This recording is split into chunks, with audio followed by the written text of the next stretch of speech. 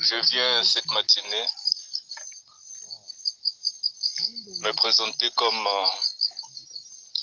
étant le pasteur Eli Malonda. Le but de cet audio, c'est d'éclaircir quelques faits que nous avons dans notre milieu. Le milieu, c'est vrai, notre obédience qui est souvent connue sous le nom Ninja. Nous sommes sur la route nationale numéro 2 et précisément vers Moncala. Nous avons eu un premier couac, parlons d'un couac.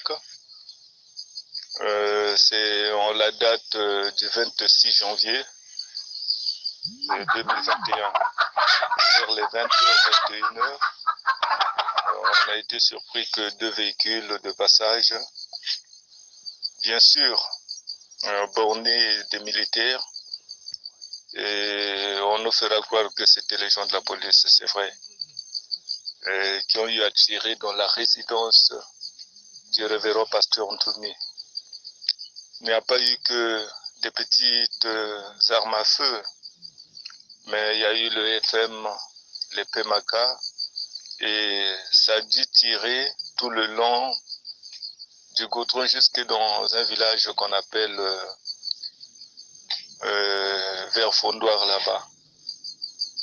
Alors, la situation étant connue, c'est vrai que le matin après, on recevait une délégation qui partait de Brazzaville, nos amis de la COMP, avec quelques autorités pour s'enquérir de la situation et mener les enquêtes.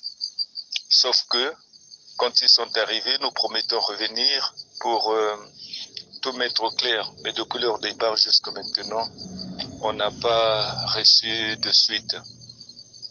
Ce qui nous surprend, c'est dans la nuit, dans la journée du 22 mars, donc après les votes, puisque les votes se sont déroulés le dimanche.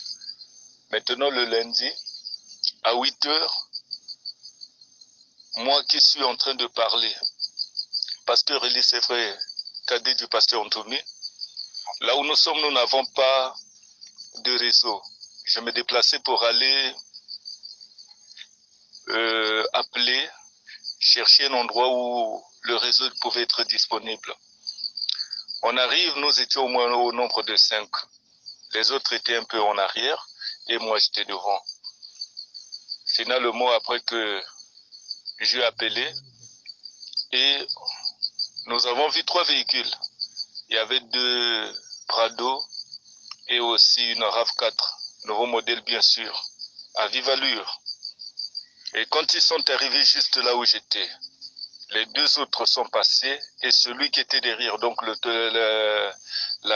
3e véhicule, et finalement ce que j'ai constaté, c'est une arme qui est sortie et ils ont tiré un coup à bout portant, donc en face.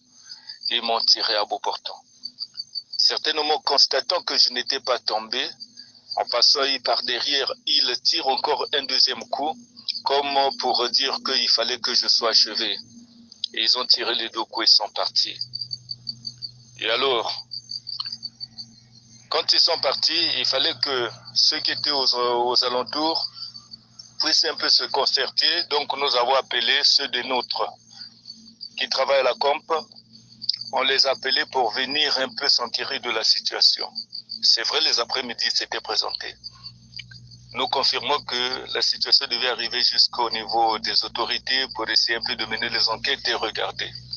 Sauf que depuis le lundi, et aujourd'hui nous sommes samedi, on n'a ni suite, ni quoi que ce soit. Alors c'est très inquiétant, sauf que nous écoutons des rumeurs qui disent dans Brazzaville que non, voilà, le révérend pasteur Ntoumi a été tiré à bout portant, et voilà qu'il est tombé, qu'il n'existe pas. Non. C'est une spéculation pure et simple. Ce qui est vrai, moi qui suis en train de faire l'audio, c'est moi qui ai été tiré à bout portant. Et ça s'est passé le matin à 8h. Ce qui nous intrigue, c'est parce que nous avons les accords de paix signés depuis décembre 2017. Et dans ces accords de paix, il est mentionné la libre circulation des personnes et des biens, pour dire que toute personne est libre d'habiter où ça lui chante. Et dans ces accords de paix, nous avons attendu depuis 2017 jusqu'à aujourd'hui. Il n'y a il n'y a aucune mesure d'accompagnement et nous sommes là. Malgré toute chose, nous essayons de conserver la vie. Mais d'où vient que les gens viennent toutefois, comme nous mettre le doigt dans l'œil, c'est pas bien. Ce qui est en train de se passer, dans quelle période? Une période électorale. Tandis que le leader avait fait une déclaration auquel il s'est exprimé librement pour montrer sa bravoure concernant la paix, afin d'accompagner cette paix jusqu'à la fin. Et c'est ce que nous faisons. Mais comment les gens viennent toutefois essayer un peu d'amener les provocations et toute cette spéculation qui est en train de tramer dans Brazzaville. En fait, ce n'est pas une bonne chose. Donc l'audio a été fait parce qu'on s'est dit, on ne peut pas se taire, c'est une situation qui doit être connue, parce que nous avons les accords de paix qui garantissent la paix au milieu du gouvernement et nous. Mais qu'on ne vienne pas toutefois nous mettre des bâtons dans les roues parce que nous ne sommes pas pour la guerre. Merci beaucoup. Voilà ce que nous avons eu à dire dans cet audio. Merci. Je viens